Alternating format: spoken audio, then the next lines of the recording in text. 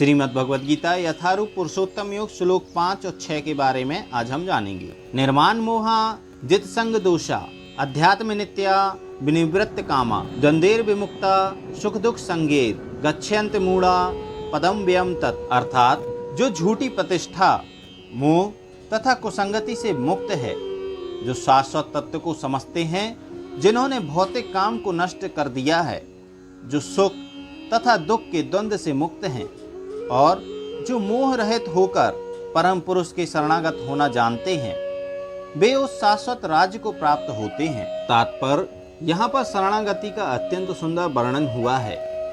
इसके लिए जिस प्रथम योग्यता की आवश्यकता है वह है मिथ्या अहंकार से मोहित न होना। चूंकि बद्ध जीव अपने को प्रकृति का स्वामी मानकर गर्वित रहता है, अतएव उसके लिए भगवान की शरण में जाना कठिन होता है। उसे वास्तविक ज्ञान के अनुशीलन द्वारा यह जानना चाहिए कि वह प्रकृति का स्वामी नहीं है, उसका स्वामी तो परमेश्वर है। जब मनुष्य अहंकार से उत्पन्न मोह से मुक्त हो जाता है, तभी शरणागति की प्रक्रिया प्रारंभ हो सकती है। जो व्यक्ति इस संसार में सदैव सम्मान की आशा रखता है, उसके लिए भगवान के शरणागत होना कठिन है। अहंकार तो मोह के कारण होता है, क्योंकि यद्यपि मनुष्य यहाँ आता है, कुछ काल तक रहता है और फिर चला जाता है, तो भी मूर्खतावश यह समझ बैठता है कि वही इस संसार का स्वामी है। इस तरह वह सारी परिस्थिति को जटिल बना देता है और सदैव कष्ट उठाता रहता है।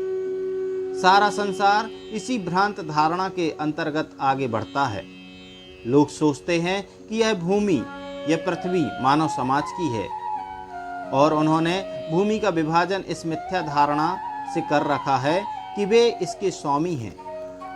मनुष्य को इस भ्रम से मुक्त होना चाहिए कि मानव समाज ही इस जगत का स्वामी है। जब मनुष्य इस प्रकार की भ्रांत धारणा से मुक्त हो जाता है, तो वह पारिवारिक, सामाजिक तथा राष्ट्रीय स्नेह से उत्पन्न कुसंगतियों से मुक्त हो जाता है।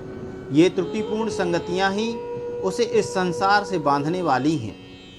इस अवस्था के बाद उसे आध्यात्मिक ज्ञान विकसित करना होता है। उसे ऐसे ज्ञान का अनुशीलन करना होता है कि वास्तव में उसका क्या है और क्या नहीं। और जब उसे वस्तुओं का सही ज्ञान हो जाता है, तो वह सुख दुख, हर्ष विषाद जैसे द्वंद्वों से मुक्त हो जाता है। वह ज्ञान से परिपूर्ण हो जाता है और तब भगवान का शरणागत बनना संभव हो पाता है। न तद्भासते सूर्यो न शशांको न पावका यद् गत्वा न निर्वतन्ते तद्धाम परम मम। वह मेरा परम धाम न तो सूर्य या चंद्र के द्वारा प्रकाशित होता है और न अग्नि या बिजली से। जो लोग वहां पहुंच जाते हैं, वे इस भौतिक जगत में फिर से लौटकर नहीं आते। तात्पर्य यहाँ पर आध्यात्मिक जगत अर्थात भगवान के धाम का वर्णन हुआ है, जिसे कृष्णलोक या गोलोक वृंदावन कहा जाता है। चिन्मय आकाश में न तो सूर्य लोक की आवश्यकता है, न चंद्र प्रकाश अथवा अग्नि या बिजली की, क्योंकि सारे लोग स्वयं प्रकाशित हैं। इस ब्रह्मांड में केवल एक लोक सूर्य ऐसा है जो स्वयं प्रकाशित है, लेकिन आध्यात्मिक आकाश में सभी लोग स्वयं प्रकाशित हैं।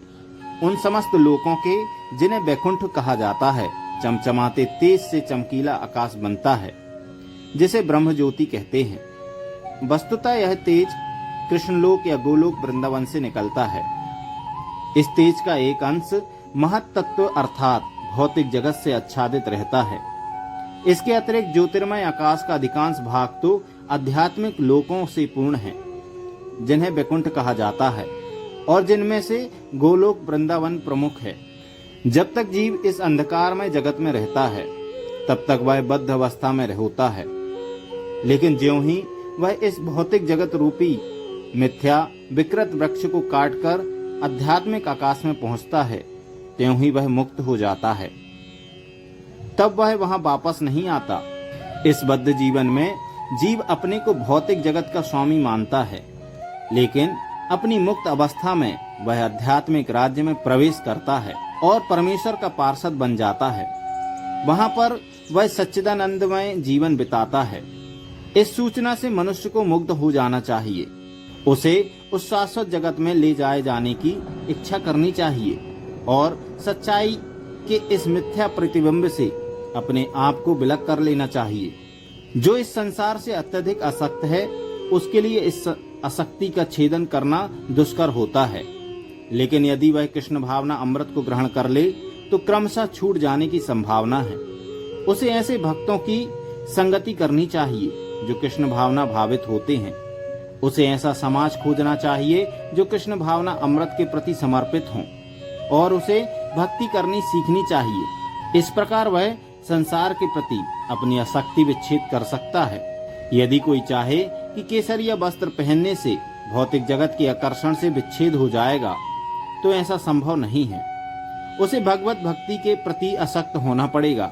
अतएव मनुष्य को चाहिए कि गंभीरता पूर्वक समझे कि 12वें अध्याय में भक्ति का जैसा वर्णन है वही वास्तविक वृक्ष की इस मिथ्या अभिव्यक्ति से बाहर निकलने का एकमात्र साधन है। 14वें अध्याय में बताया गया है कि भौतिक प्रकृति द्वारा सारी विधियां दूषित हो जाती हैं। केवल भक्ति ही शुद्ध रूप में दिव्य है। यहाँ परम मम शब्द बहुत महत्वपूर्ण है। वास्तव में जगत का कोना कोना भगवान की संपत्ति है, परंतु दिव्य जगत परम है और 6 ऐश्वर्यों से पूर्ण है। कठोपनिषद में भी इसकी पुष्टि की गई है कि दिव्य जगत में सूर्य प्रकाश, चंद्र प्रकाश या तारागण की कोई आवश्यकता नहीं है। न तत्र सूर्यो भाति न चंद्र तारकम, क्योंकि समस्त आध्यात्मिक आकाश भगवान की आंतरिक शक्ति से प्रकाशमान है। उस परम धाम तक केवल शरणागति से ही पहुंचा जा सकता है, अन्य किसी साधन से नहीं।